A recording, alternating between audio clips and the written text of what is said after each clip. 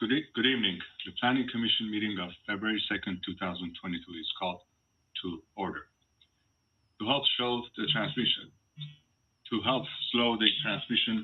of COVID-19 and protect the health and safety of the community, City Council, as well as board and commission meetings will continue to be closed to the public for in-person attendance.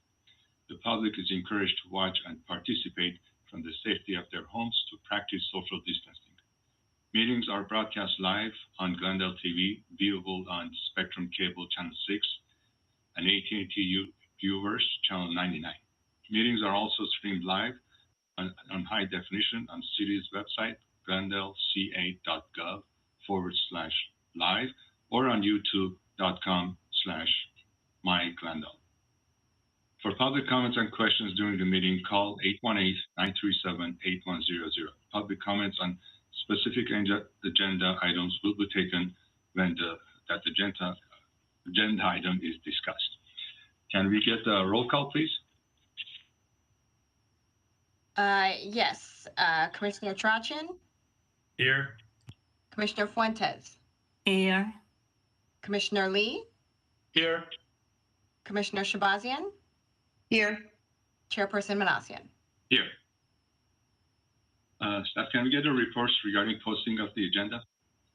Yes. The agenda for the regular meeting of the Glendale Planning Commission was posted on January 26, 2022 on the bulletin board outside City Hall. Okay. I'd like to take a second and thank you staff and all my fellow commission members for last year supported me. I was the chair.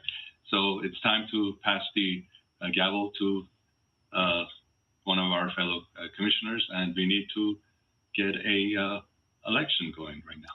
Yes, so we'll have I'll take over from here we'll elect a chairperson and repeat the process again for a chair pro tem. So at this point, would like to announce that it's time to elect a new chairperson. I will ask to open the election process and ask for nominations. No second is needed. After all the nominations have been received, we will take a vote on the first nomination. If a majority vote is received, then the new chairperson is elected. If not, then staff will repeat the voting process with the second nomination until a new chairperson is elected. So we are ready to start the election, and nominations are now in order. Are there any nominations for chairperson? I'd like to respectfully nominate Commissioner Chang Lee for chairperson. Are there any other nominations? I'd like to nominate Commissioner Chang Lee as well. Well, any new nominations? Yeah.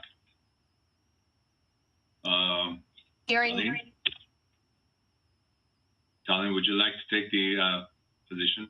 I'd like to nominate Talene Shabazian. Okay, so I have Talene, Commissioner Shabazian as a second nomination. Are there any further nominations for chairperson? Then we will go in order of the nominations received. Nominations are now closed. I will take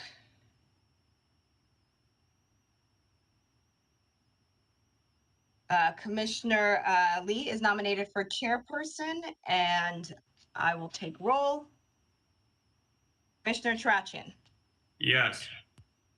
Commissioner Fuentes? Yes. Commissioner Shabazian? Yes.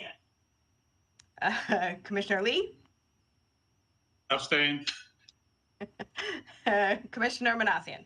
Yes.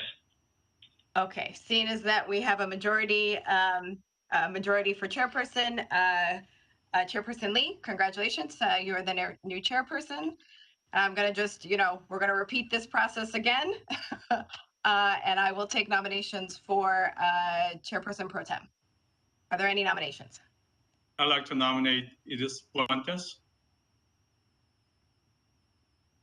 Are there any other nominations?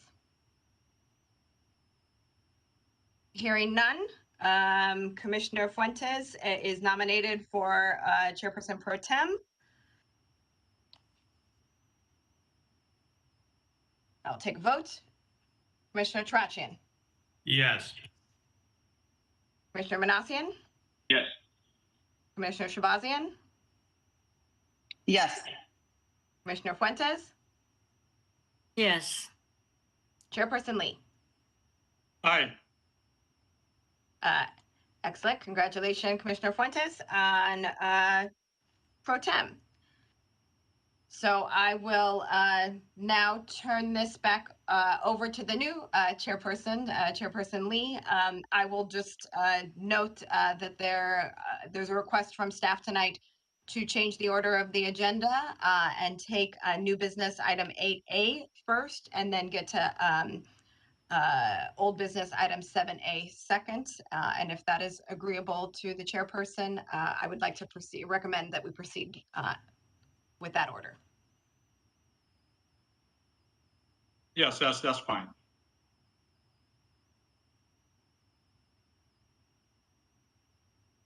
Okay, the next item on the agenda is oral communications. We do have 2 phone calls, but I suspect they're for the agenda items. So the next item on the agenda would be board and commissioner comments. Kristen, you have approval of minutes? Oh, I'm so sorry. Thank you. I'm going to back up. If we could cover approval of minutes from December 15th, please. I'll move the approval of the minutes. I'll second it. Second? I'm sorry, who seconded? Me, I did. Okay. Okay, if there are no comments, the minutes are passed. Now on to board and commissioner comments.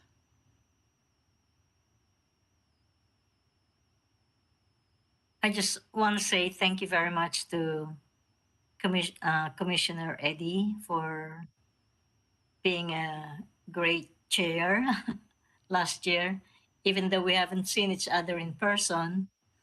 But you did a great job, and thank you for leading the group. I'd like to echo that sentiment. Commissioner Manassian, yeah, you showed great leadership, during the difficult year, during pandemic year, and we appreciate your leadership. So hopefully I can carry the torch this year.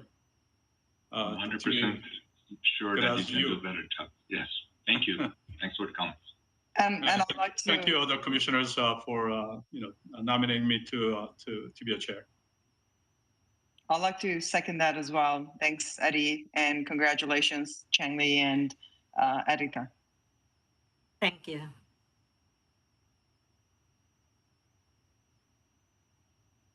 So can we move on to the next item, please?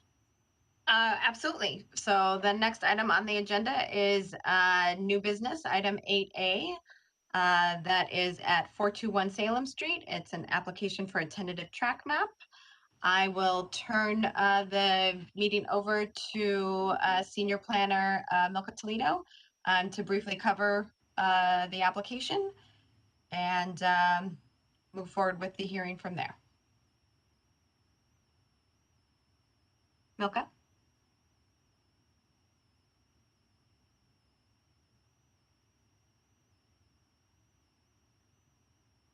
You might be on mute.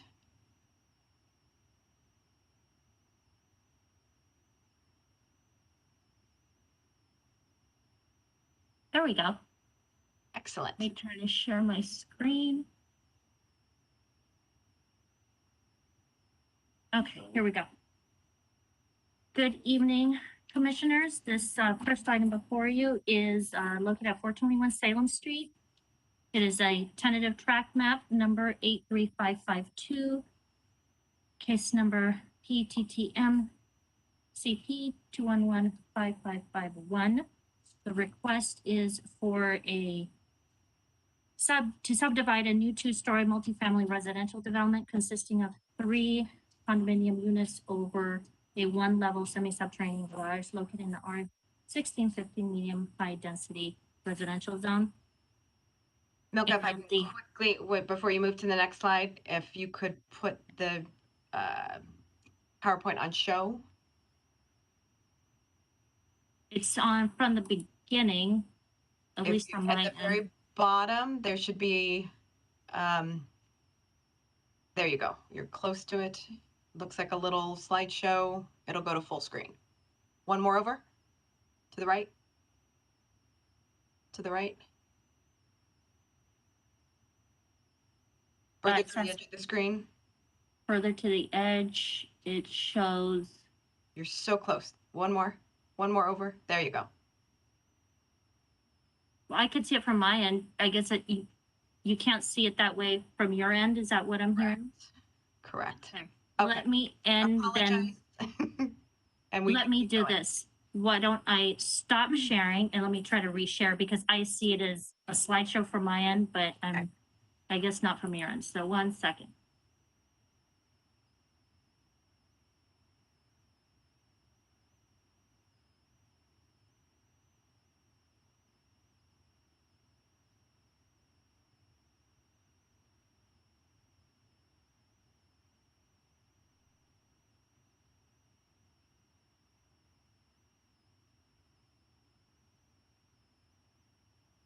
It's gonna take a while, Kristen. I don't think it's not cooperating.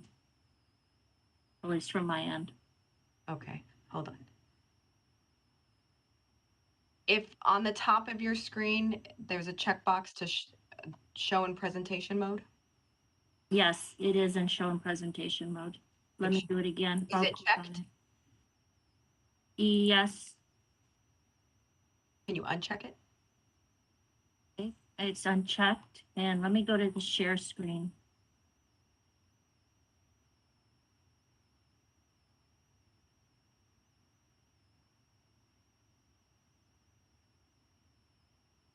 Can you see it that way now, Kristen? Perfect. Thank you.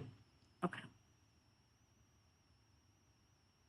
Okay, so the general plan designation is medium high density residential. Property location is between Columbus and Pacific Avenue.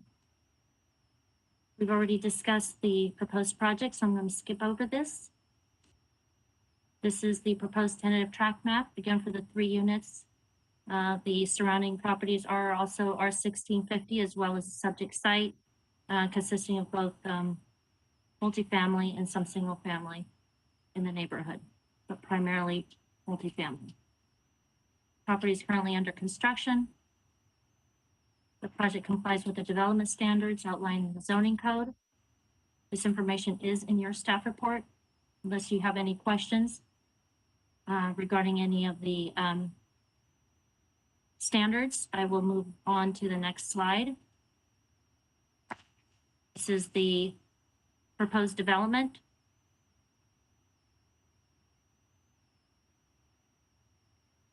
Original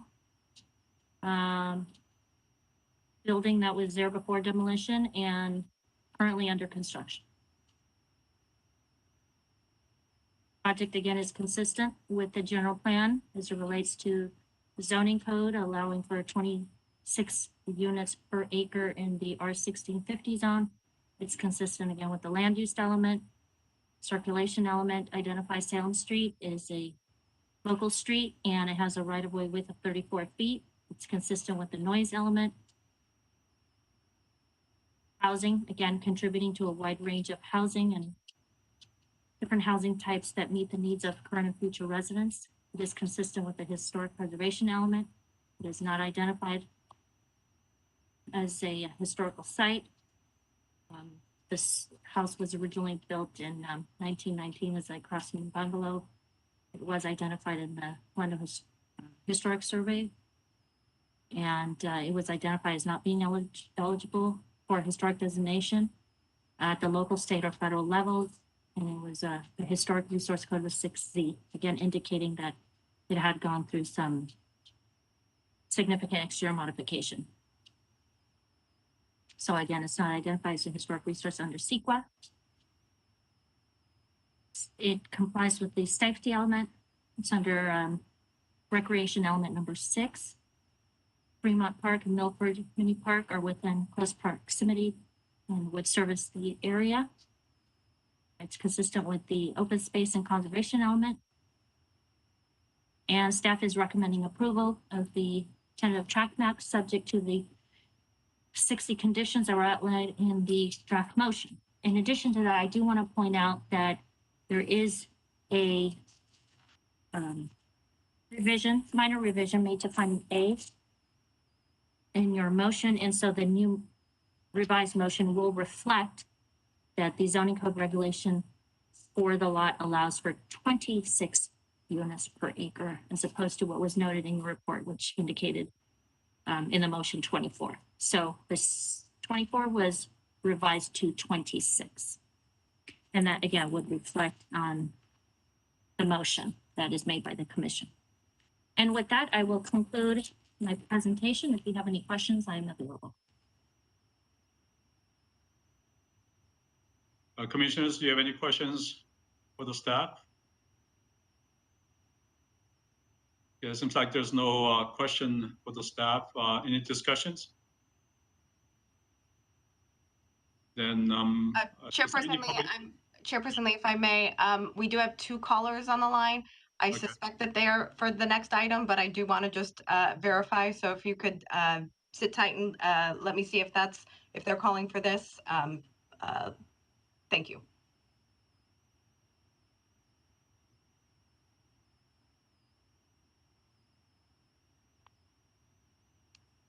Good evening, Nicholas. This is Kristen. You're on live with the Planning Commission. I'm just confirming what item you're calling on. The next one, 7A. Okay, I just wanted to double check and not skip you, so I'll put you back on hold. Sit tight. Thank you. And one more. Good evening, Brian. You're on live with the Planning Commission. I'm just confirming if you're calling for item 8A or 7A.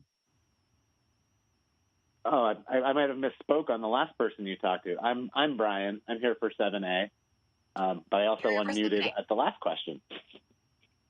Okay. Well, I've answered both. I'm going to put you back on hold, and we'll get to you the next item. Thank you. Thank you. so then Thank you, could we Chair. move on to the applicant?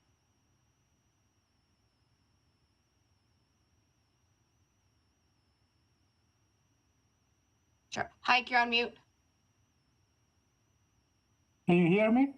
Yes, thank you. Yes. Good evening, commissioners and staff. My name is Haik Mardirosyan. I'm the civil engineer, prepared this map. Before I start, I would like to congratulate the chairperson and chair pro tem commissioners and thank Mr. Minasian for great work he did last year as a chairperson. I read the conditions for this track map as Ms. Toledo explained. This is 3-unit condo project that currently is under construction, and with 60 conditions imposed on this project, we will all agree with those conditions and we will comply fully. If commissioners have any question, I'll be more than happy to answer. Do any commissioners have questions? No questions? Then we'll close the public hearing. We'll go into deliberation. Any comments from commissioners? Then I'll entertain the motion to approve.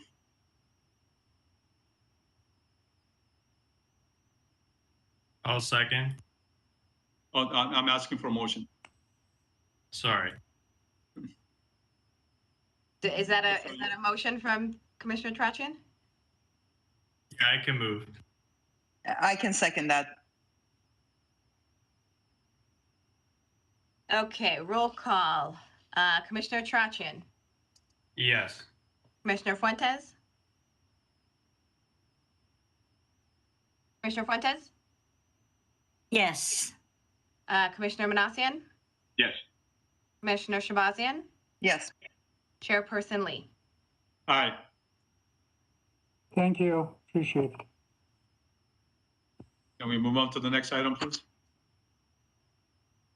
Yes, the next item is item 7A under old business. It is 620 North Brand Boulevard and 625 North Maryland Avenue.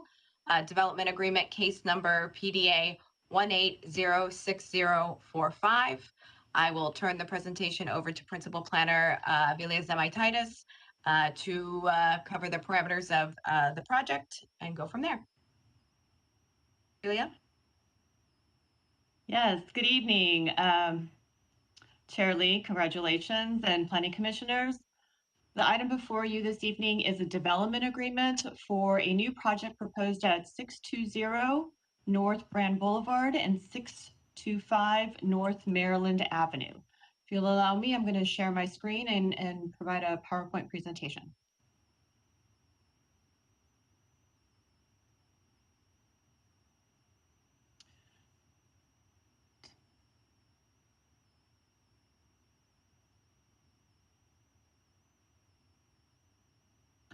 So the Planning Commission is charged with reviewing and making a recommendation for all development agreements. Development agreements are regulated by state statute, so it is not local.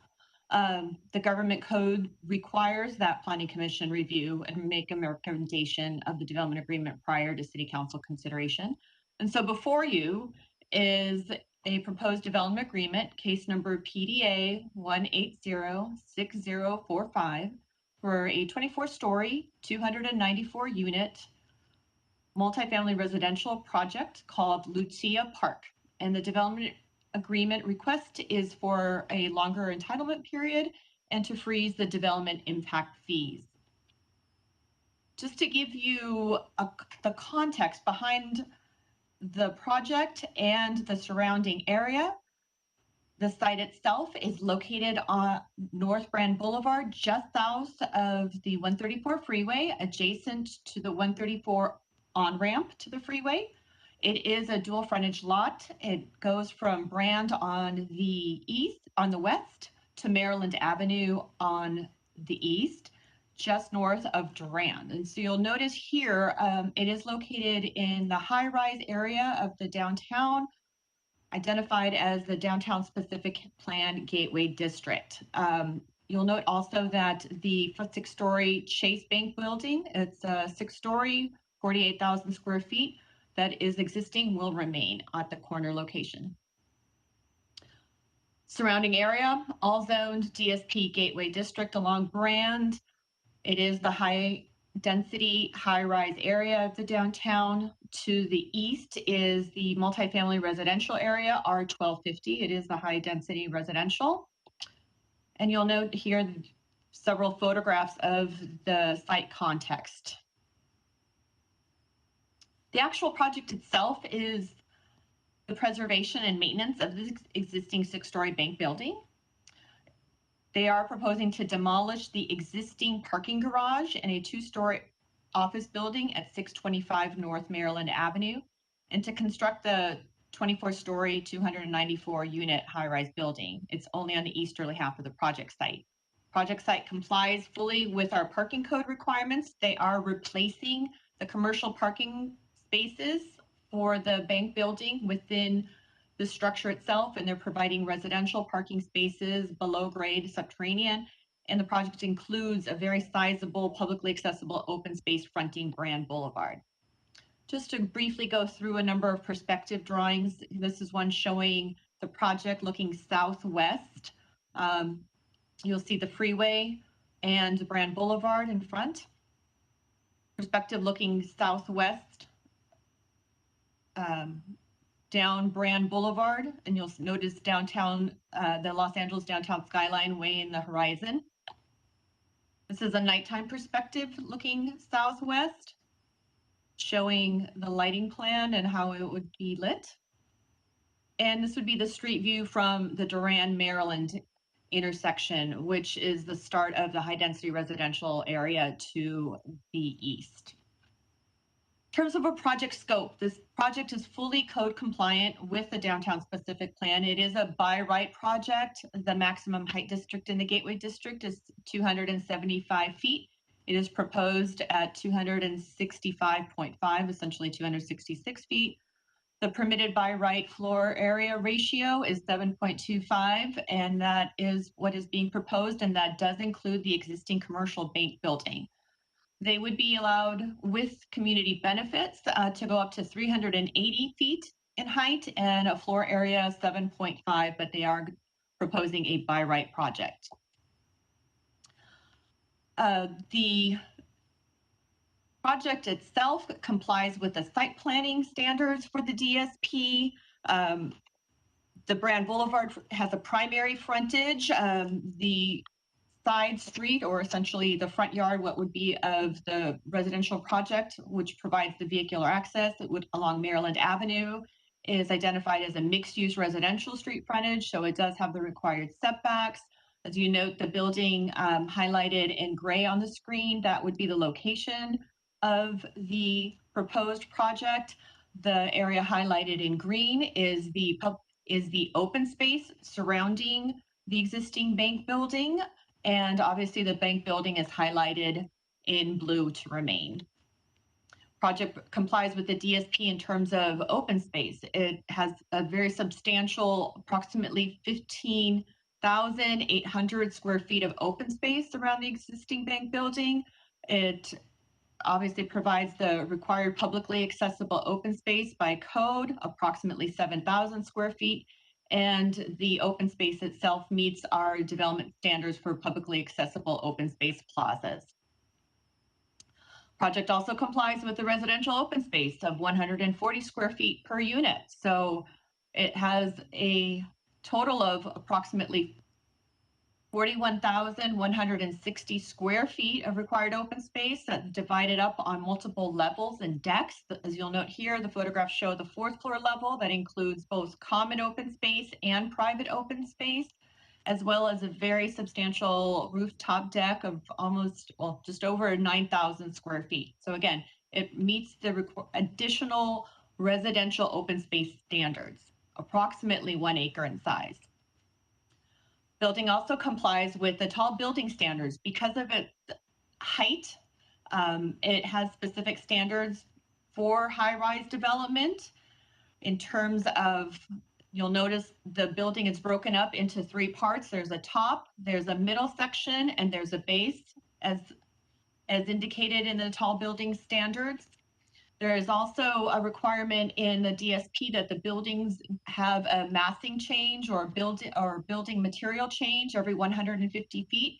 And you'll note here that the building is somewhat, even though it looks on paper to be one flat facade, it is actually broken up into various building forms. You'll note here that there are essentially 2 building forms that are centered around an elevator shaft. So there is definitely a substantial modulation in the building massing. You'll note this is the podium level and then the tower above, and the building is 24 stories above. The project itself was reviewed by the Design Review Board as an advisory capacity. This was back on January 13th. The project was also presented to the Historic Preservation Commission for advisory review on January 20th. The City Council is the final review authority, and there is a tentative hearing date of March 8th. Again, before you tonight is the development agreement, and that is what is being proposed for your review. The request is to have a 6-year entitlement period. By code, projects are granted 2 years of a valid entitlement, and they are able to request 1 additional year for a time extension. The project, as part of the DA, is requesting a 6-year entitlement period, and they're also requesting to lock in the current development impact fees. These would be the housing fees, the public service fees such as library and parks, as well as the inclusionary housing fee. This is in response to the COVID-19, the economic consequences due to COVID and the uncertainty surrounding that. It's to allow for the improvement of the current economic conditions and also to provide more time for the project financing, construction documents, and permitting process. As part of the development agreement, the Stage 2 final design is included as per reference. So the project would be, the development agreement is contingent on it being built as submitted for the design review. And it also includes acknowledgement agreements and assurances on the part of the developer and the city, because the developer and the city are entering both into the development agreement. The development agreement is consistent and in compliance with the general plan and the DSP. It's land use element with the housing element and the circulation element, which all encourage high density residential housing around and in commercial centers adjacent to public transportation, jobs, and services. And as shown in the previous slide, the project is in compliance with the downtown specific plan standards. A sustainable communities environmental assessment was prepared for this project as part of the environmental review. This is a transit priority project, and so it is moving forward as such as what's known as a SKIA, Sustainable Communities Environmental Assessment. The draft SKIA is available on the Planning Division's website, and it has a 30-day public review period. So we encourage anyone to take a look at the SKIA that's available online, as well as all the various appendices. The review period goes from January 18th to February 17th, and comments on the SKIA are due to staff by February 17th at 5 p.m. In terms of the actual development agreement, there are required findings. It needs to be consistent with the general plan, which staff in our presentation and in the staff report has done, to show compliance, or that it complies with the downtown specific plan, that it not be detrimental to the public health, safety, and general welfare, and that the development agreement would be necessary to strengthen the public planning process and to reduce the public and private costs of development uncertainties. So these would be the development agreement findings. Staff's recommendation is that the Planning Commission, based on the findings of the DEA's consistency with the general plan and the DSP, that you vote to recommend approval of the proposed development agreement to City Council. That concludes my presentation. I am available to answer any questions you may have. Thank you, Vidya. Commissioners, any questions? I have a question. The parking lot that there's 129 spaces for the bank customers. Is these spaces, are they open after hours or over the weekend for public or the residents of the building, or is just specifically delegated for the bank only customers? The 129 spaces that are provided in the parking garage are solely for the commercial patrons. There is no plan at this point in time to use that by the residents, but perhaps that might be something to consider as guest parking when the bank is closed. Okay. But currently there is no sharing of spaces between the commercial and the residential. Okay, thank you. But I do have a question. I just want to make sure that I am not misunderstanding this, both in the report, and you also mentioned that. So another thing that's happening is we're freezing the fees for the next 6 years. I just want to make sure that I understand correctly, that these are not being waived, but they're just being frozen as whatever it is as of today. That is correct. They're not being waived. They're just being frozen. Thank you. And my other question is, I was just curious to know what the DRB and Historic Preservation's comments were on this presentation. The Design Review Board was pretty complimentary of the project itself. There were a number of slight conditions that staff had prepared, and the Design Review Board also had added a few. So if you wouldn't mind, I'd like to look over my notes just to give you the correct information. I know that the Historic Preservation Commission actually had quite a bit of discussion regarding the existing parking structure and whether or not it might be deemed as a historic resource. But as shown in the historic report and in the SKIA, the staff believes that it is not a historic resource at this time. Thank you, Villa. I would really like to hear if there were any comments from the DRB. So if you're able to get that while we're still doing the discussions, that'll be great. Thank you. I'll be more than happy to get that and read those off into the record. I How would about also commissioners? like to, if there, before any planning commissioners have additional comments, I would like to make note that we received a substantial number of emails regarding this project. We have one email that was submitted by Mitchell Tasai, representing the Southwest Regional Council of Carpenters. In it, that he's advocating that the city should consider utilizing skilled and trained workforce policies and requirements to benefit the local area economically and to mitigate any impacts related to greenhouse gas, air quality, and transportation. The remainder of those emails were essentially a form letter that were submitted, I believe, in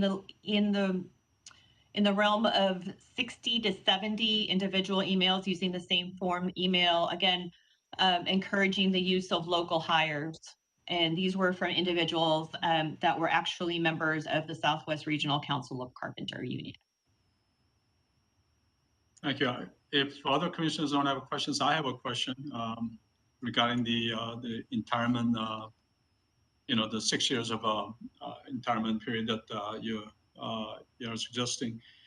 You said normally it's 2 years and then 1 year extension. And I guess the consideration was given because of the this pandemic. Is this 6 years? I mean, why not 5? Why not 4? How did the 6 years come about? And is there extension after 6 years, or is 6 years fixed? Thank you, Chair Lee. Good question. The actual development agreement would lock in 6 years, so there would be no additional extensions. 6 years is pretty understandable or reasonable. If the Planning Commission remembers, last year you voted to recommend approval of a development agreement for a hotel, and that was also for a 6-year entitlement period. So it would basically be a reasonable amount of time for the individuals to go through this economic uncertainty of the moment right now, and to obtain funding and essentially go forward with the construction. So. Thank you. Commissioner Instruction? I was actually going to mention the same thing, Commissioner Lee. So last year when we discussed the hotel, I think one of the comments at the time, at least I brought this up, was that 6 years did seem excessive, especially for a project of that type. And I'm not sure ultimately if it was 6 years that passed. Maybe it was with council, but that was a concern of mine at the time. And at this point in time as well, it does to me seem like quite a long period of time. Ultimately, we want the project to get built. So if they wait 3 years and then start entitlements, it's not really in the city's benefit from my perspective, having locked in the fees up front and then having non-action for 3 years. So that's kind of what I want to avoid. And I would have the same concerns. I frankly think it is a pretty long period of time. And that's all. Commissioner Instruction, I mean, you do have, opportunity to, if you'd like to make the motion to, or suggest, 5 years instead of 6 years, I mean, that is our prerogative to do that.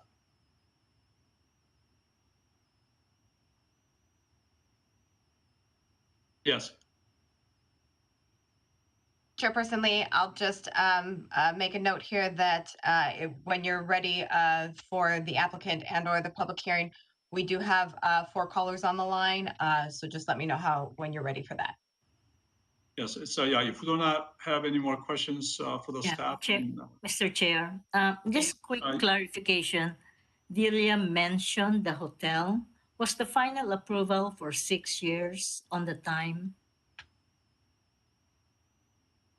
Because I remember we had a long discussion on the length of time.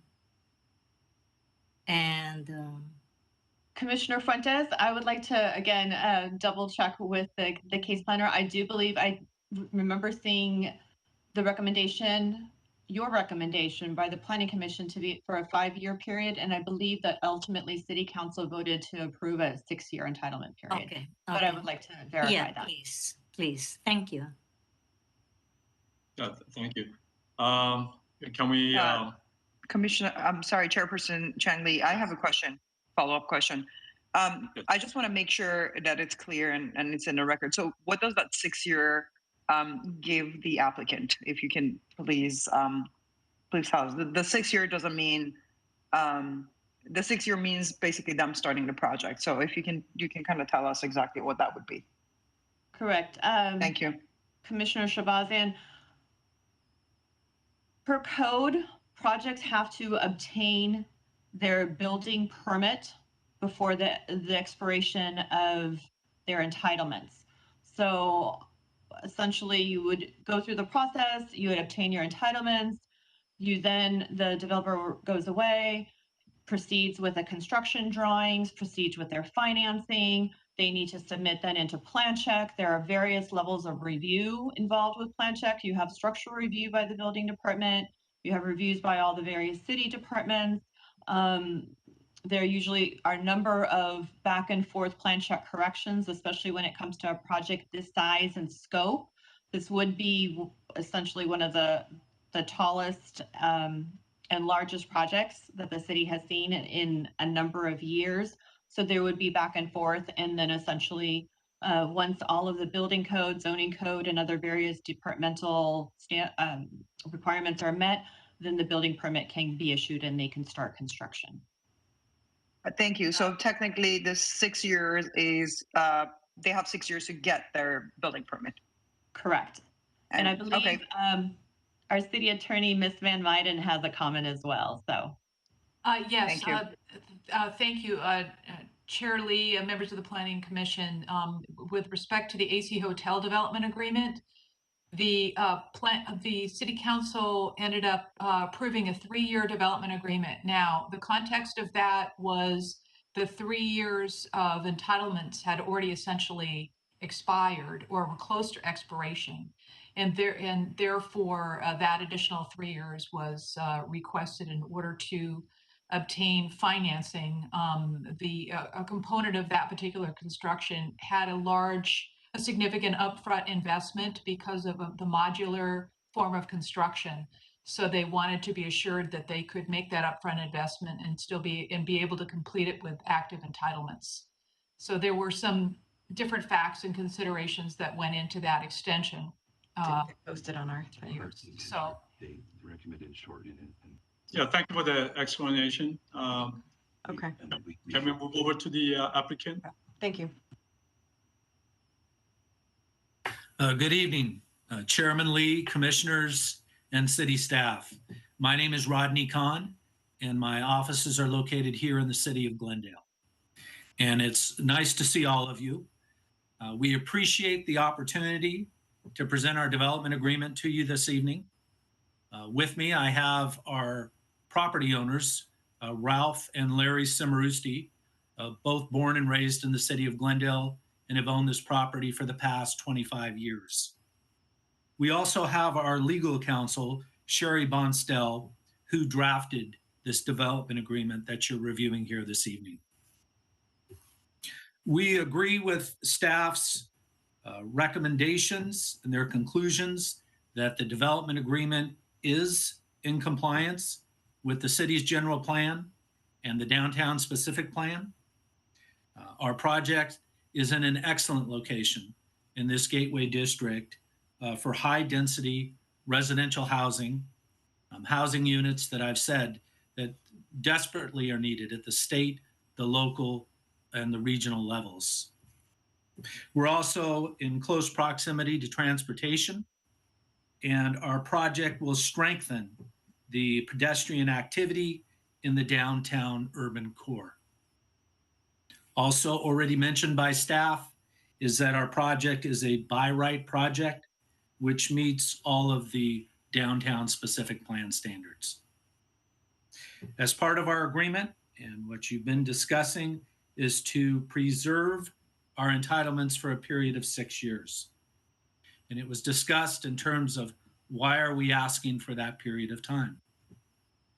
Well, we know we continue to stay in this COVID-19 pandemic.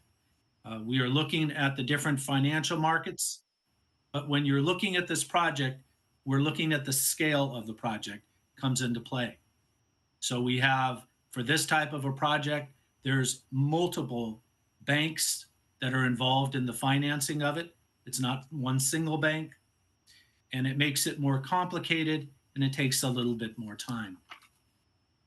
It was mentioned that also the preparation of the construction documents. For a project of this scale and magnitude, it takes quite some time to put together those documents, and as was pointed out, to plan check, recheck, and permit them, now in what is this new environment. Once again, we agree with staff's conclusions, their recommendations. We appreciate your consideration. I'll conclude my remarks. If you have questions, we'd be happy to answer them. Thank you. Thank you, Mr. Khan. Commissioners, you have any questions for Mr. Khan? Chairperson Lee, if you don't mind, I have two quick questions. Yes, Commissioner Shurshin. Thank you, Mr. Khan. So I guess first question is just regarding the unit mix. So I see here that it's 247 one-bedroom units and 47 two-bedroom units. Was there any specific reasoning that, you know, there wasn't more diversity in the unit mix, given that that's part of our, you know, part of the recommendation for our general and downtown specific plan is to bring kind of a diverse array of units so that, you know, families, individuals, and so on and so forth could also move in downtown? Was there a specific criteria as to why that was decided? You know, Commissioner Tarachian, this project has been ongoing in its entitlement stage for the last 4 years. So we've had different variations in different unit mixes. So we've studied the different unit mixes over the last 4 years. The conclusion was that this unit mix that we're proposing now is kind of the best unit mix for us, not just us, but for the city. We're looking at it a little bit differently, that we don't have any luxury high-rise units, which is a little different than some of the 5-story stick construction buildings that we see scattered throughout the downtown.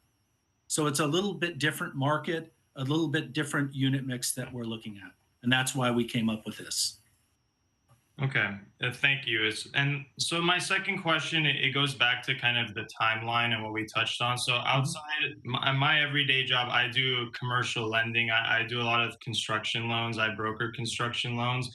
So I'm familiar with what you mentioned. This would have to be most likely a participation loan with multiple lenders. That being said, as far as timeline, I mean, I'm still trying to get to the 6 years. And if it's already been in the works for 4, I'm just trying to see kind of where the logic is and why it would take that long. Because even if there are delays in entitlements, you know, the process was started today. This is a by right project. There aren't, you know, any variances being requested by the applicant. So it's pretty straightforward from that perspective.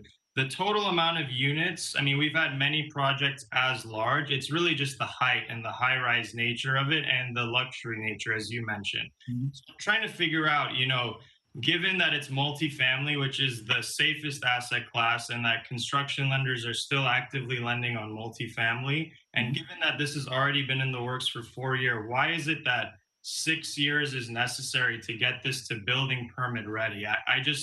I want to understand kind of from the applicant's perspective. Are they hoping to wait 2 or 3 years to start this process? Is that the reasoning that it's being requested?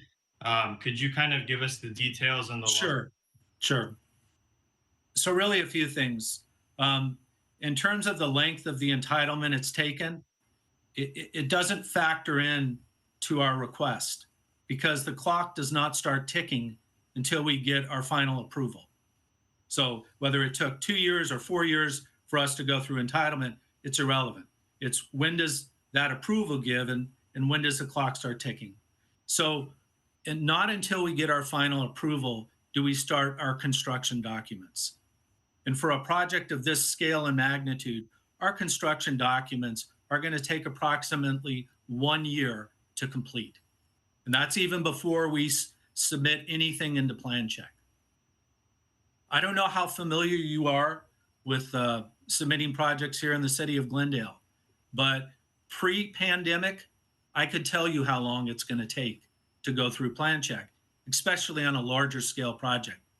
In the pandemic, it's been multiplied many times over how long it takes to go through the process.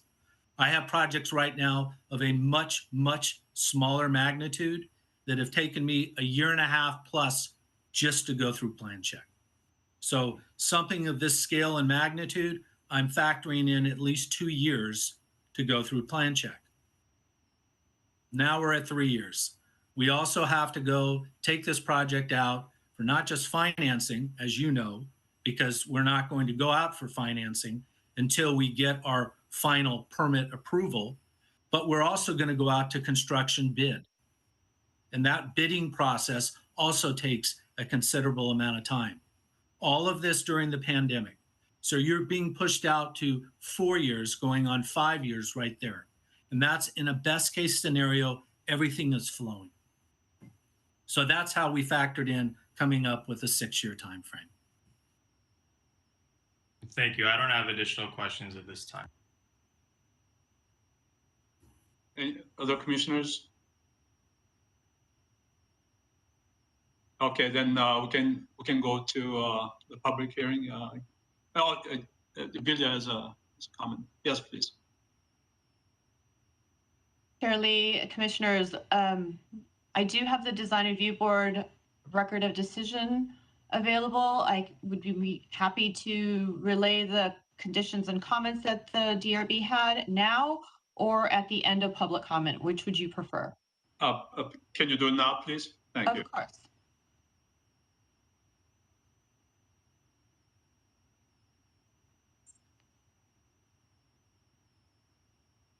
Yeah, please. I proceed.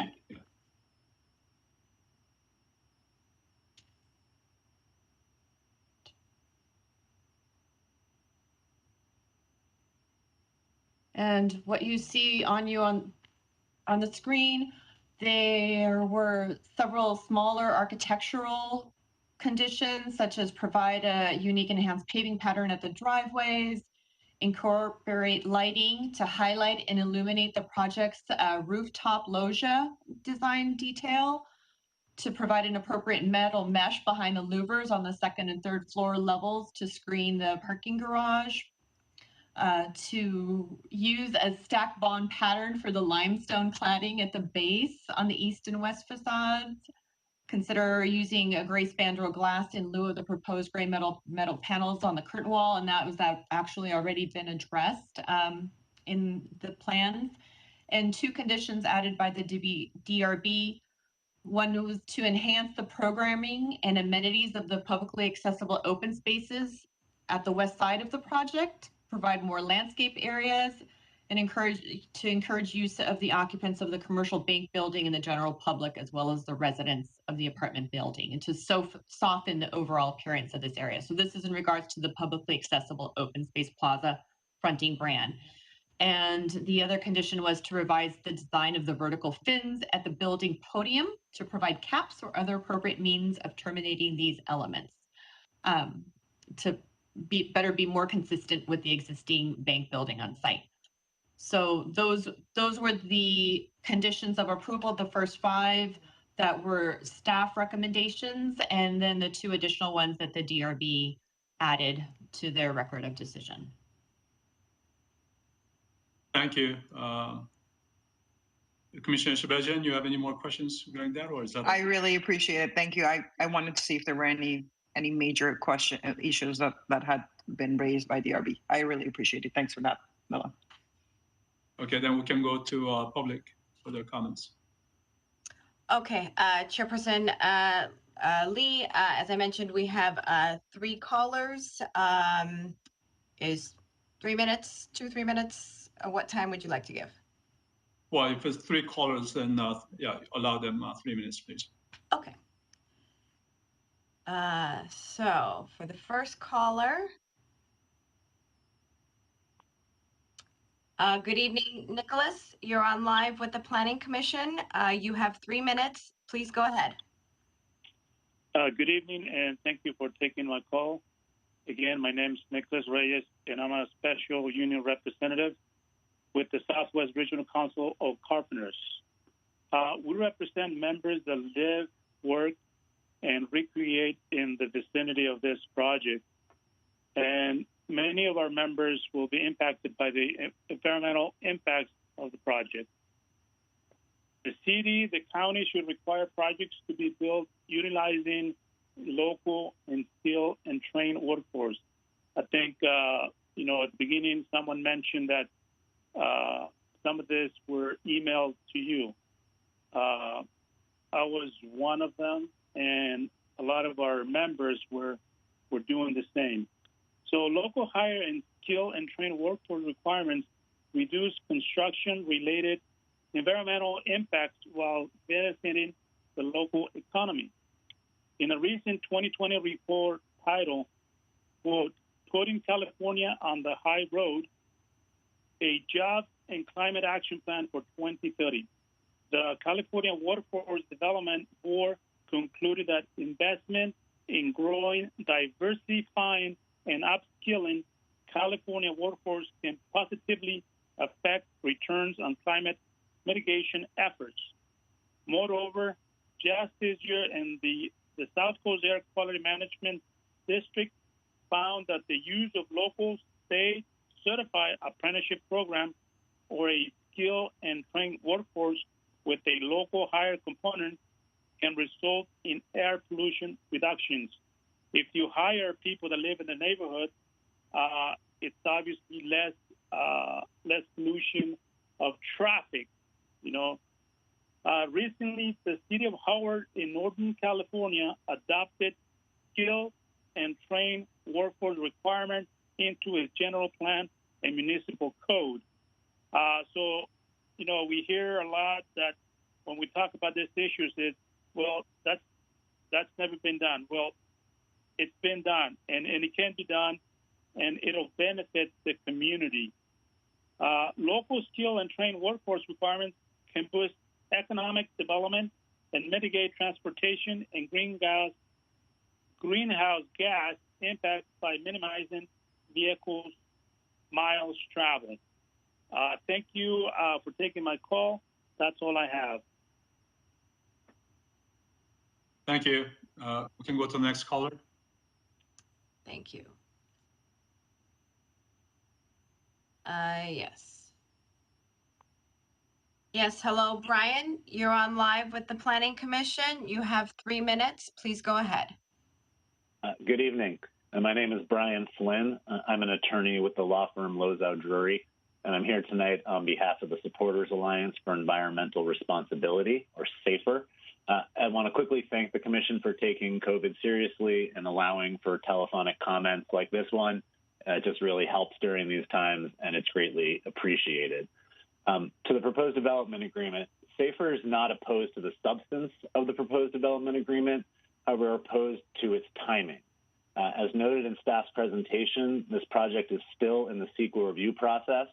The city has prepared a Sustainable Community Environmental Assessment, or SCEA, for the project, and the comment period on that SCEA does not end until February 17th.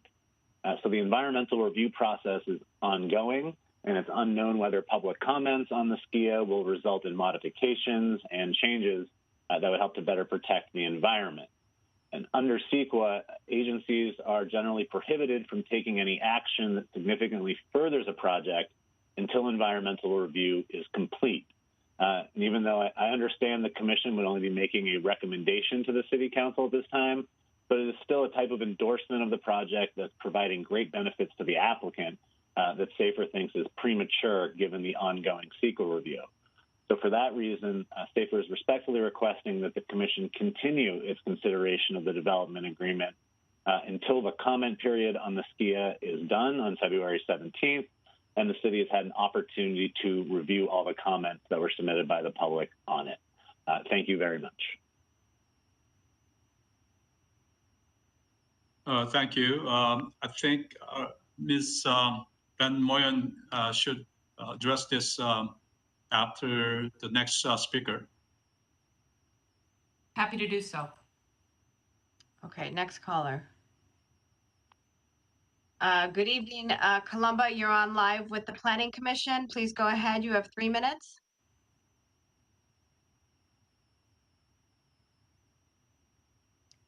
Hello, Columba.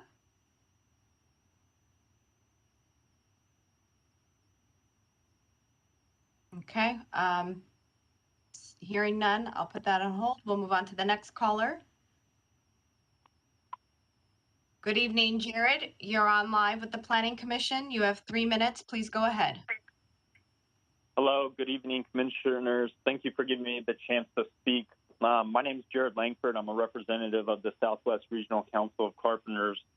And, we'd like to see some labor standards or some sort of community wealth policy added as part of the community benefit, on this project. What we're seeking is, for the developer to be required to use contractors that get their workers from a state certified apprenticeship program. A skilled and trained workforce is real important, especially when you're talking about building a 24-story tower that's going to house residents. We should be using a skilled and trained workforce to ensure that that project's built right and that the residents that are going to live there are going to be safe because it's been built by the skilled and trained workers. We'd also like to see some sort of local hire component. There's tons of members, union members that live around the area, and we don't always get the chance to work close to home. And projects like this could create, anywhere from 500 to 700 construction jobs. And I think it's real important that we invest in our community and invest in good paying jobs, invest in career opportunities for, youth that are coming out of high school or, people that are just looking for a new job. We'd also like to see a requirement that all the workers on the project are receiving some sort of medical benefit. We're talking about being in a pandemic and not knowing how long that pandemic is going to last. If this project's going to be built, we should be ensuring that these workers that are out there on the front lines and spending time away from their family to build this project, are getting health care benefits. So if they do get sick or if there is mass outbreaks, they have the proper medical insurance to keep themselves healthy and keep their families healthy. We think it's important that we invest in our community and, we ask that you make a recommendation to the city council that they add a community wealth plan as part of this project on this development agreement. Thank you. Yeah, thank you. Thank you. Was that the last caller? I'm going to go back to the one that didn't answer just in case. And following that, there are no more calls. Good evening, Columba. You're on live with the Planning Commission.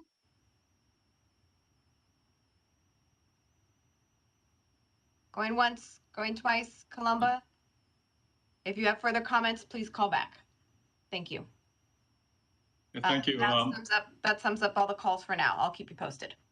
Thank you. I think, Mr. Khan, you were the first caller and the third or fourth caller. You mentioned some of the community benefits. I would like to address that. Yeah, in terms of the callers that have called in, we would be happy to discuss with them what their ideas and what their thoughts are for the project as it relates to community benefits. We have not had that dialogue yet. I guess it's out here at the commission that they brought it up. But yeah, we'd be happy to engage in conversations with them about that. Thank you, Mr. Khan. Our city attorney, Ms. Moyden. Yes, thank you, Mr. Chair. I think you would want me to respond to the attorney from the Lozo Drury firm who's representing SAFER, who indicated that SAFER is not opposed to the development agreement, but to the timing of the development agreement, and that the Planning Commission's recommendation is premature on their requesting a continuance so that the public comments can be completed.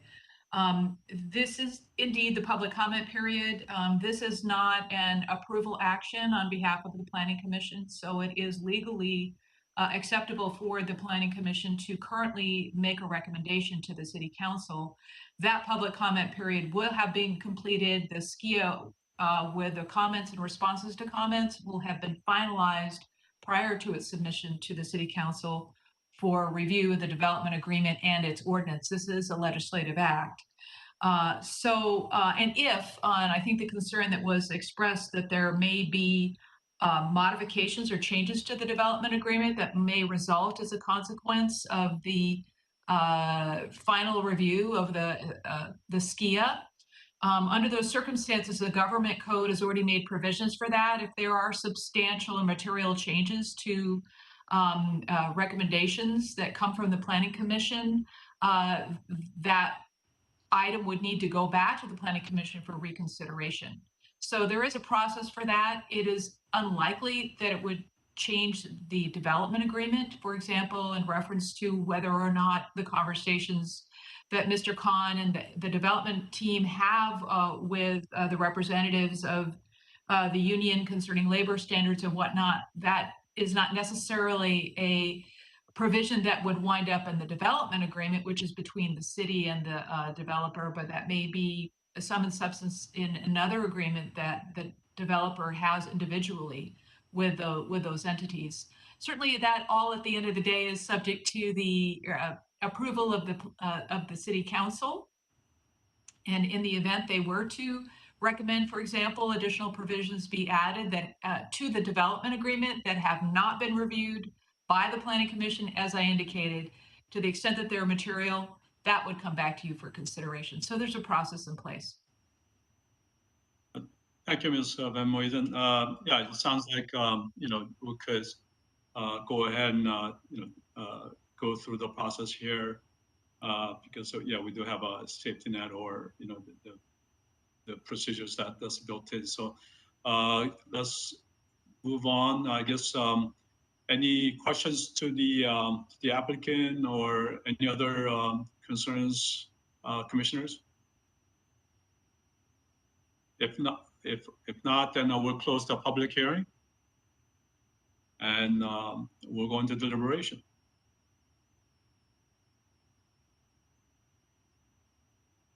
Anybody want to make motion? You can modify the motion. If you feel like 5 years is a preferred time frame, or we can go with what staff suggested. Yes, Commissioner Sebastian. I'll just start.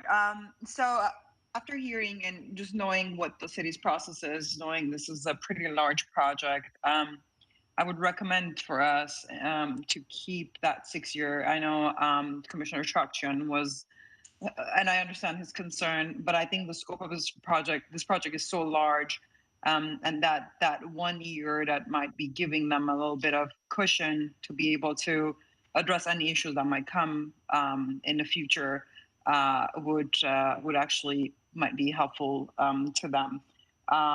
So that was that, and then I wanted to ask our commissioners here if they would like to just put a note in our recommendation to City Council regarding a community wealth plan, possibly. I know that Mr. Khan did say that they would open a dialogue with a union, but just so the City Council is aware that we had this conversation, we could have a little note also sent to them saying that we would recommend a community wealth plan. Those are the two only comments that I have regarding what we spoke earlier. Other than that, I agree with the project, and I can go ahead and make a motion. Thank you, Commissioner Sebastian. Any other comments? Yes. Chair. So let us go to Commissioner Sebastian first, and then we'll come to Commissioner Fuentes. So, if anything, in terms of the timeline, my only change was going to propose like a 5+1, where there would be an ability to extend to the 6 years. And as far as the welfare plan, the community wellness plan, I personally don't think it should be a requirement of the development agreement. I would want to frame it in a way where we recommend for the applicant to do their due diligence and reach out to the various groups and see if they could work something out with them. And especially in terms of bringing local labor to the project. But otherwise, I'm willing to move forward with the development agreement that's in hand. I don't necessarily think, we need to add something concrete. I think as long as we put in that the applicant should do their best to reach out and at least make communication with those groups to try and meet their needs and fit them into their budget ultimately when they start preparing their GC contract down the line, because a lot can change between now and then. I would be okay with that, but I don't think it should be a formal inclusion or requirement in the agreement. And that's all for my comment. Commissioner Fuentes? Yes, Mr. Chair and Commissioners, I'm also very familiar with the city's permitting and, whatever process or procedure, and it really does take time. Specifically now with the pandemic, I'm sure Rodney Khan really explained the whole timeline that's going to be involved. I have no problem with the 6 years. To make it 5 + 1, then you have to come back for another extension if you need the 1 year. So I have no problem with the 6 years timeline. And like what Commissioner Krajan said, we can just make mention of the community involvement and due diligence of the developer and the owner to work with the community in getting this project through. Thank you. Thank you. Commissioner Menashe? I also agree with the applicants. 6 years, I think it's a fair enough time for them to apply. And we can also add the comment saying that, to use the local labor and for the construction purposes, so they can do their due diligence and use the local contractors if it's possible. Yeah, thank you. Yes, Commissioner Stretchen. Apologies, Chairperson. I'm willing to compromise on the 6 years, but I think we should just clarify regarding the specific language on the wellness requirement, because due diligence versus it being a requirement are two very different things. And I would lean towards the due diligence side personally.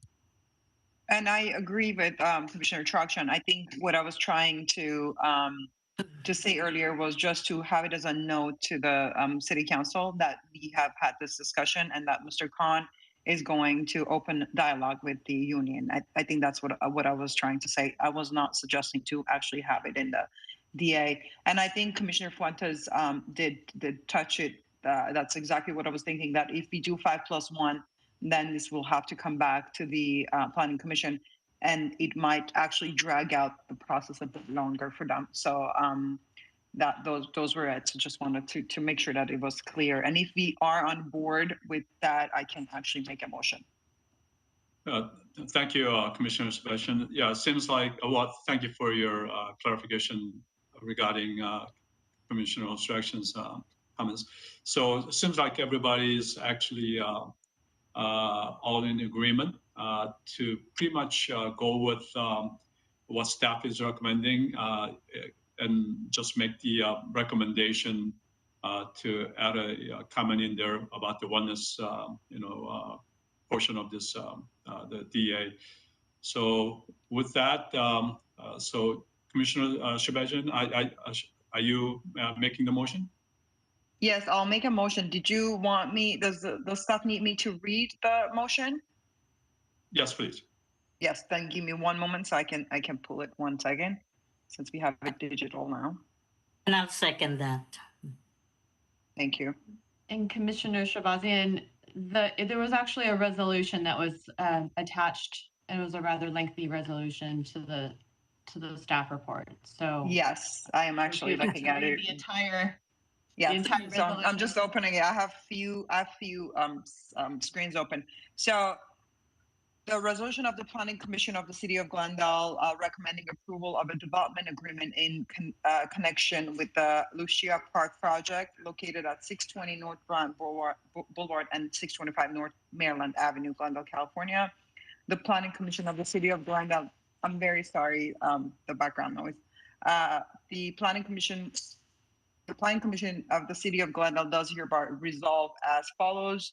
And then there are a number of sections, three sections as set in the resolution. I don't think you guys would want me to read all those, including a note from staff regarding the community development plan. Yeah, thank you. I think we had a support from Commissioner Fuentes. Yes.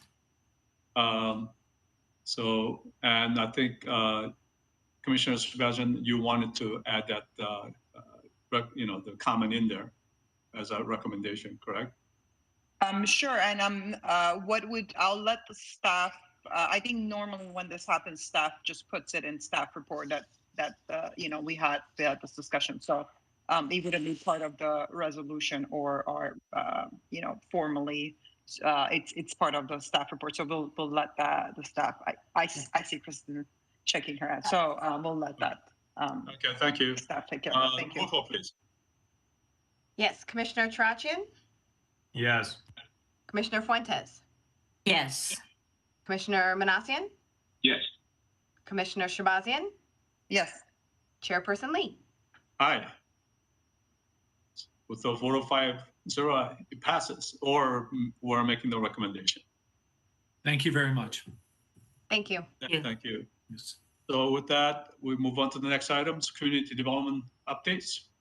Chairperson Lee, there are no updates from the Community Development Department at this time. And we can entertain the adjournment.